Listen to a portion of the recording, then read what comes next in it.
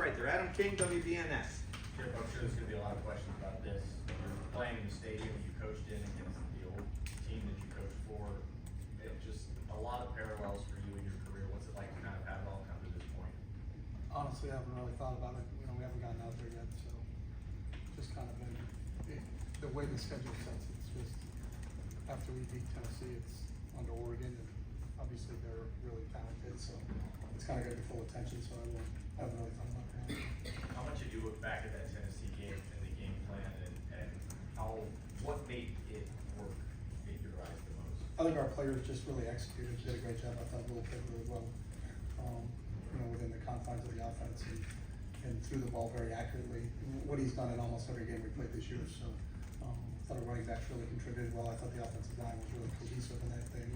Obviously, our receivers made some big time plays. But I think it was every position really contributed to Tennessee. Dan Hope, 11 Warriors. Chip, in the first game against Oregon, you guys didn't get any first downs running the ball in the second half. What do you think went wrong there, and how do you fix that this time around? You know, you go through all that game and go through plays and what you were doing, and you know we got into a little bit more of a throw situation a couple times there. You know, we had a backed up situation coming out, you know, and moved the ball pretty well out of that, but then missed on a key third down, had a bad snap, and didn't handle it very well. And, you know, I think it was more of self-inflicted wounds on our side than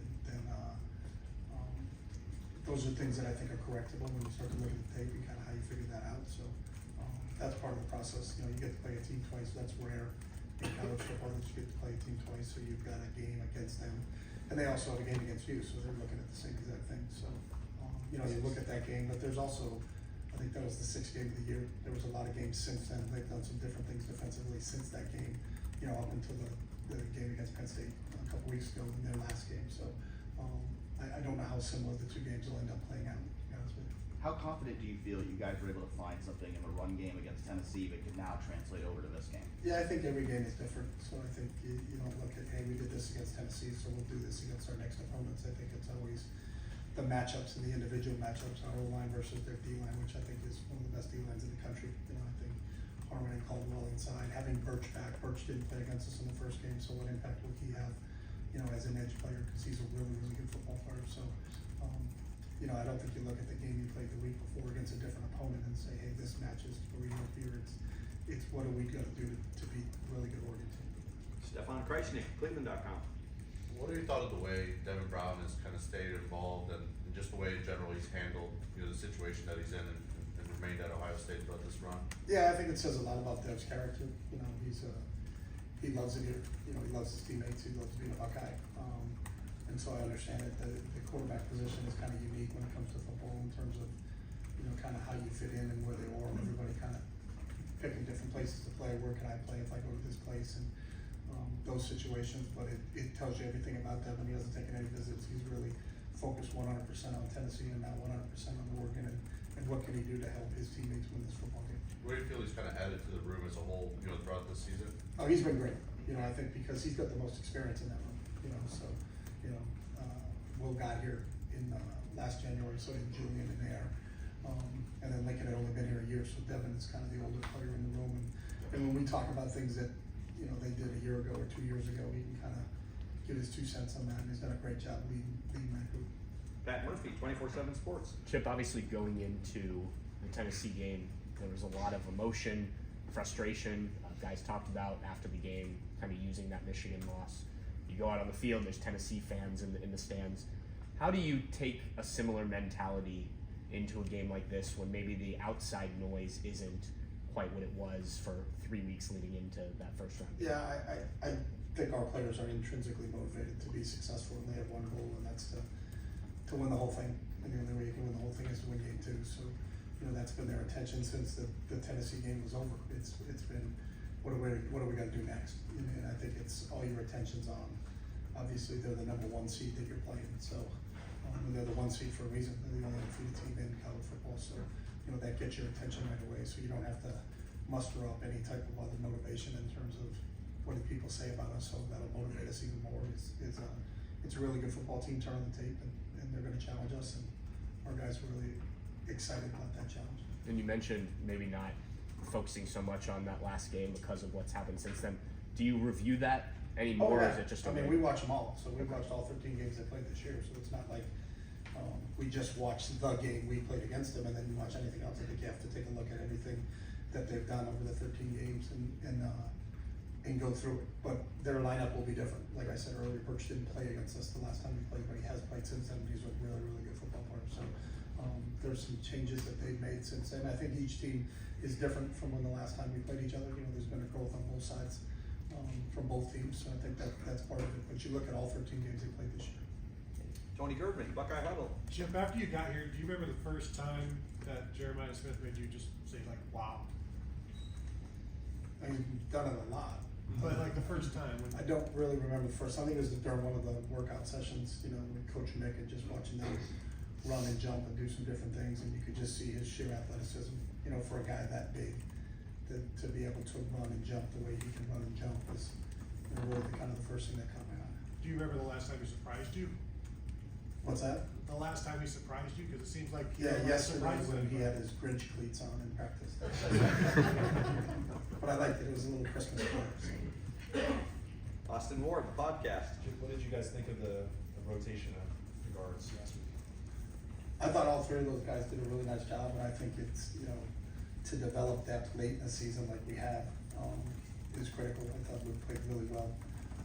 But I think when you can kind of keep some guys fresh, you know, most teams defensively, Tennessee being one, our team being one, Oregon being one, rotate defensive linemen. Very rarely are you rotating offensive linemen, so to have three really capable guys inside that can spell each other, I think helps keep them fresh a little bit. So, you know, I know Justin and Coach have talked about we'll continue to play all three of those guys, and I think it makes all three of those guys better players. Yeah, you said it's not that common. We don't see it very often. Is that a difficult thing for a coaching staff to do and institute? Like, it just goes against like the notion that you want chemistry and cohesion and all the rest of that. Was it a difficult step for you guys to take that? No, I think it's a credit to those guys, and I think they've all earned it. So I think that's the one thing about it. It's a meritocracy here. If you merit playing time, you get playing time, and all three of those guys have worked really hard at it. So, you know, the more depth you can have is better, and that's a positive. You know, as you get in here, we talk about it. It's a 16, 17 game season to win the whole thing, and so your depth is going to be tested. Our depth obviously has been tested in the offensive line, losing Jimmy, losing Seth. So, but to have Luke step up the way he stepped up is a huge thing for us. Dylan Davis, Delaware Gazette. Jelani's a guy, obviously, every time somebody talks about his consistency, people talk about he's like consistency, but the talents, he's playing better, he's getting bigger, bigger role, getting the block and touchdown. What have you seen from Jelani, just allow him to burn all the field and kind of find that consistency, that trust for the offense? Yeah, I'm a big Jelani fan. I think he's a tremendous football player. He works his tail off. You can see him develop. He's certainly gotten better each week this season, and it continues to develop. He's a big, tall, rangy target, but he's a physical football player. You know, and when you look at him, you see his length and you see his height, and you say, wow, you know, that's impressive. But then you watch his toughness. You know, I think on the one play, Will took off for a first down and fell forward, but when he hit the ground, the ball popped out, and then Tennessee picked it up, and he made a hit on the Tennessee defender that picked the ball up. But there's an innate toughness to Jelani that any football person just kind of admires from him. So, you know, combining that athleticism with that toughness, it's a pretty good package. Don Sperry, WBNS. Coach, obviously, these are kind of uncharted waters. You guys knew going in that depth would be important, but this will be your 14th game. Mm-hmm. From a fatigue standpoint and whatever, because they've never played this many games before, how are you guys handling all that? I think there's a little bit of a break. You know, there was a break between the last game of our season and then the first round of playoffs, and then I don't know if it's 10 or 12 days between round 1 and round 2 here in the quarterfinals. And I think it's not a week-to-week thing, you know, similar like it is in the NFL. There's a little bit of a break in there, so you just have to manage it the way you can manage it. But the other teams you're playing are going through the same exact thing, so it's not like one team's at a bigger advantage, you know. So I know Oregon had last week off, but they did play in the championship game, you know, the week before that, so that they didn't have the week off after the end of the season. So it's just how it is, and it is going to be a battle of attrition when you get down to the end. You know, I know like Georgia's lost their quarterback in their championship game, so that's just part of what everybody has to deal with. Everybody's dealing with injuries and losing key guys at key positions, but it's about guys stepping up and and running with it when they can, so, you know, and there's no better model than Cardell Jones and what he did when the last time this team won a national championship is, you know, he started off the season at 3, but then he was the quarterback that led them to the championship game, so, we talk to our players about that a lot, and then it's, when your time comes, are you ready when your time comes, and if it is, then let's go. You wanna get on a roll, momentum is important. Do you feel the momentum coming out of the Tennessee game, and you hope it continues now? You do hope it continues, and I think our players are in a good mindset right now. You know, I think we're still, I know today, I think you said, Jerry, is Saturday, right, Jerry? Yes, it is. It's Wednesday in our world, so that's kinda how we approach it, so, you know, we had a good Monday and a good Tuesday, so now it's really just having a good Wednesday and concentrating it fully on what we can do today, to get better for this game that's coming up in a couple days. Kellyanne Stitz, WSYX. It's been a few months and both teams have evolved, and you mentioned Oregon getting Birch back. Mhm. What have you noticed the differences in Oregon's defense since the last time you played them? Yeah, I think some of the personnel has changed a little bit, and I think some of the players that did step up, you know, when Birch went down, have really played well. You know, Mateo's got 10.5 sacks and has been a really, has been a force on the edge. You know, and I think all of those guys have grown as a group, just like our guys have grown as a group, so, you know, it'll be a different game than it was the last time, just because of the maturity in both teams. And Will had a really good game against Oregon, but coming off arguably maybe his best game as a Buckeye. How have you seen him approach this week? He's been the same. That's the one thing I love about Will is his consistency and his approach on a daily basis is every Monday is the same, you know, the same preparation in terms of film study and what we talk about, what's Tuesday look like, what's Wednesday look like, what's Thursday look like, and his growth during the week. So I think it's that consistent approach that you really kind of admire from him. You know, there's nothing looking forward. Make the proper corrections on a Sunday after a game, whether it's a win or a loss, you know, and then move on to the next opponent. And that's the way I think he's approached it since the first game of the year. Stephen Means, Cleveland.com. This is more on the rotation. With Austin, I guess his ability to be able to do that in the same game. Mm-hmm. Donovan Johnson sometimes talk about the difference between left brain, right brain. Mhm. So just him being able to do that in the same game. And did he grade out as a champion in that game? Just can you evaluate his performance on both sides? Yeah, and I think you make a great point. You know, there's a big difference between playing on the right side and playing on the left side. And I think people really truly realize that it's a different deal. There's a big difference between being a guard and being a tackle. You know, how you see things and what you see. You know, you see different looks. You're facing different players. You know, you're using different footwork. On the right side, the right hand's down, the right foot's back. On the left side, the left hand's down, the left hand's back. So that sounds easy, but to drill and to be a great offensive lineman, the technique and the repetitions are huge, and to have to be able to do it both ways within a game itself is a credit to Austin. And I think, you know, that flexibility allows us to kind of move those three guys around, because somebody has to swing if you're going to do that. So I think he's done a really good job, and I think since the beginning of the year he's always kind of been that guy that, you know, started off a little bit early in the year on the right side, then stepped in on the left side when Donnie was down for a while there, but then to be able to fill and go over the other side is a really big deal. And there was a way you guys were running the ball, obviously, 1 million different injuries on the offensive line. Just having the time between the last time you guys played and you guys played on Saturday to maybe revamp whatever you guys need to revamp to fit it to what the guys are now. Could you do that during the season when you're playing week to week while also trying to mitigate all the losses you're having on the offensive line? Yeah, a little bit, and I think a lot of times your game plan specific in the run game really is dictated by who your opponent is and how they play and how they deploy. What type of spacing do they use up front, and then what plays are better against that spacing, and then breaking down the individual play of the individual guys. You know, where is their strength? Is it the inside guys? Is it the outside guys? How do they handle certain plays? So there's certain plays that are better against different teams. So there's always adjustments that go on from a week-to-week basis from that standpoint. Spencer Holbrook, Letterman Row.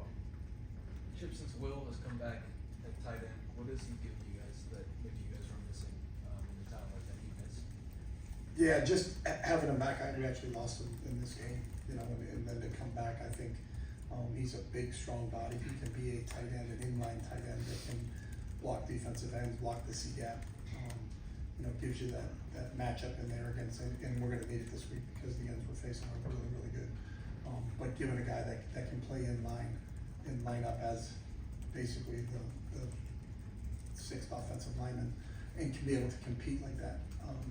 he's done a really nice job, and I think it just added more depth and given us, another weapon to use on the offensive side. You guys used the tight ends pretty well against Tennessee, and I think G had a big, Johnny had a big catch against Penn State.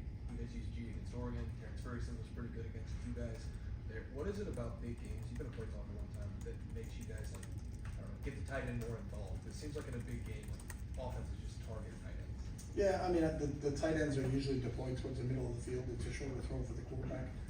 The tight ends are usually bigger targets. They have a bigger catch radius, just because of the size of the tight ends and what they can do.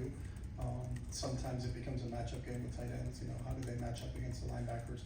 If they're a little bit more athletic than the linebackers, then do you put a DB on them? Or if you put a DB on them, maybe they're bigger than a DB. So that becomes kind of the game within a game when you're trying to control the middle of the field.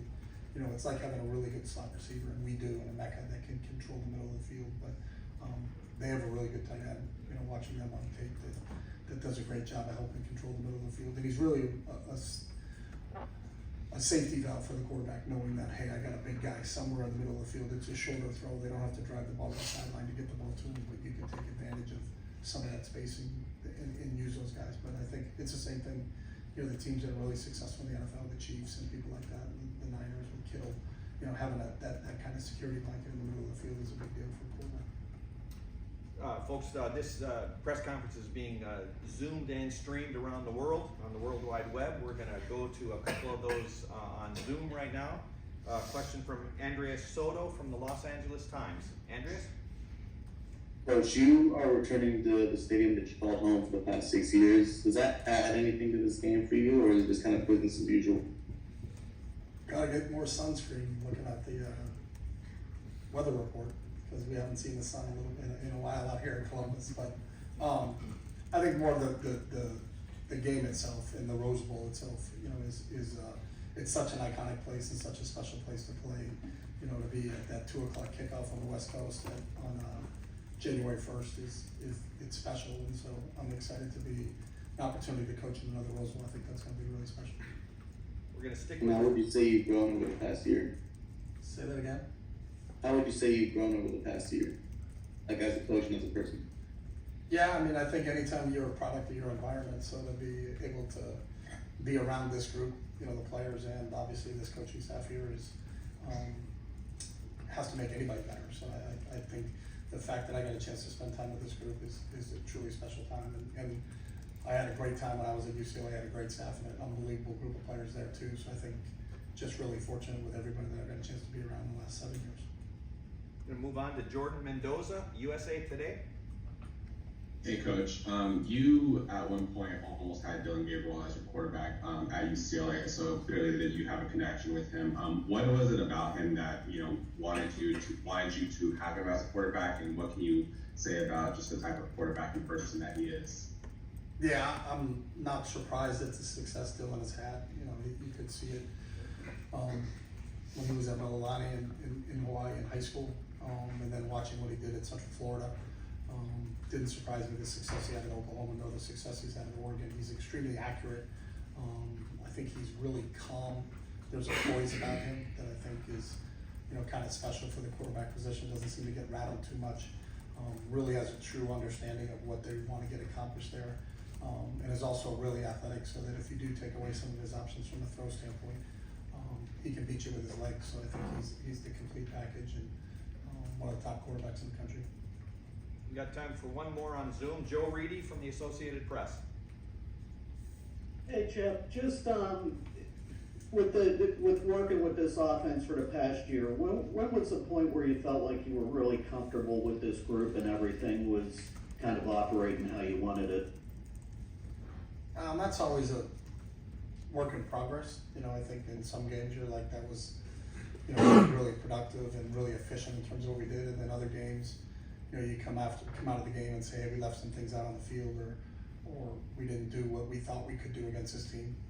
So that's part of the process. But I think we really approach it on a week-to-week basis. We don't kind of look at it and say, hey, I think we've arrived, because I think each week is totally different. So, there's been some games where I think we've been really, really happy with what we've done. There's been a few games where we know we got to be better. So, our job is to put those guys in position to make plays and then let them go play. So, we got a great group from that standpoint that is a joy to coach, because of how they approach every single day here, so, you know, we're excited about the next opportunity that we get with these guys. And then just what's it been like just, you know, being an offensive coordinator after many years of being a head coach? Has it been like you thought it would go? Yeah, it's been a lot more football and a lot less overall meetings, I think, that a head coach has to do. I think any head coach would share with you that part of it. You know, sometimes I think as a head coach, you wear a lot of different hats. You know, obviously, as a coordinator and just coaching the quarterbacks, it's a little bit different. So it's been fun. It's been really enjoyed being back in the meeting room with players on a day-to-day basis. As a head coach, you bounce around to different meeting rooms, but you know, as the coordinator, you're with the quarterbacks all the time. So I really enjoyed that aspect of it. Got time for a few more questions here. Tom Moore, Buckeye Huddle. Chip, we've seen teams kind of bracket Jeremiah at times. As a play caller, how does that maybe open things up for you in other areas of the field? And how does that, is that like an underappreciated part of his game that he's maybe having an impact even when he's not getting the ball? Yeah, he obviously has an impact every time he's on the field. But I think it's really the quarterback being able to discern that. Are they bracketing him on this play and not bracketing him on that play? And understanding, do we go to option 2 or option 3? If maybe JJ was option 1 and they are doubling him, then hopefully that means someone else, you know, is going to be open. So it's really Will being able to process that post snap from how teams are deploying him. But I think Will's done a nice job with that. And having a quarterback like Will and going up against a quarterback like Dylan, this is obviously 2 real veteran quarterbacks. You've had young quarterbacks somewhat recently as well. Where does that show up the most? Is that during the week that you can just kind of zip through stuff because it's I've seen it, or does that show up more on game day? Where do you see the biggest impact from having veteran quarterback? I think in both, you know, and I think a lot of times with Will, specifically this year, like he sits in on our game plan meetings with us and talk to him about, hey, we kind of like this in this situation where you feel like, hey, he'll give, you know, he doesn't always agree. He said, hey, I kind of like this, so you know, bounce ideas off of him because he's played a lot of football and has a lot of experience. So you know, that's enjoyable when you have an older quarterback. Sometimes when you have a younger guy, they don't have the wealth of experience to be able to share with, you know, I kind of like this, because they haven't done it. You know, they just lack the experience. They don't like the talent. They just lack the experience. So having a veteran quarterback like that's played a lot of snaps, and there's things that will say, hey, we're looking to do this. So I did that. You know, that was a 2-point play for us a couple years ago. So I kind of like that operation. So you know, having that experience, I think, is huge when it comes to quarterback spot. I'm sure Dan will tell you the same thing about having Dylan over there. You know, I think he's got 60 some odd starts, so you know that experience can't hurt you. Bill Rabinowitz, Columbus Dispatch. So you coached for a long time and seen great play pushing the NFL. Have you ever seen anyone as good, as young as Jeremiah? As young, no, not that maturity level, that approach, those physical skills as a young player, as a freshman. I have not seen anybody like Jeremiah. No. And you know, you guys rode him last game. You're not only going to do it throughout the playoff. What makes you so confident and built for that? You know, I think the one thing about Jeremiah is just his consistency to practice itself. He practices every day. Very rarely has he missed anything. You know, I think his durability over the course of time. You know, we played 14 games now or 13 games now, and he's, you know, he's been there every day. You know, some other guys have had an ankle, had a knee, had something that would keep them out, not for the entire game, but during the course of a week, maybe miss a Tuesday, miss a Wednesday. You know, the one thing about JJ is he's out there every day, and I think he really enjoys practicing. He really enjoys playing. I think the kid loves football, which is awesome to see. So you know, I think he's built for it. You know, you look at him physically, I think he can handle the workload. Even after Northwestern, when his ankle got twisted, he didn't miss any practice like that. No, you know, I think, you know, everybody was concerned after that, but when because we're off, we run around on Sundays, but we're off on Mondays. When we got back to Tuesday, he was back out there running around. And we'll close things out with Bill Landis, Kings of the North. Chip, I think the Tennessee game was the most maybe you guys have moved Jeremiah around. It was his highest percentage of snaps, I believe, on the season. I know a lot of what you guys do is opponent specific, but how much of moving him around is dictated by just how teams have defended him, and what is the fortune, I guess, when you can not always have him in the same spot? I think we did it early. We did a little bit against Nebraska, had him inside and did some different things. And he caught a push right down the middle against Nebraska in some of those situations. So again, most of it's game plan specific in terms of how our defenses that we're facing trying to defend us and what puts us in a situation to make plays. So that'll really depend on who you're playing and how they kind of approach it more than, hey, this week let's just try this. There's not anything we're just trying. It's all based on our evaluation of however many games they played and how they deploy their defense and their spacing to how we're going to deploy our offense and try to space that out. And he's, Jeremiah is such a physical presence, and I know he's really wild with some of the one-handed catches he's made.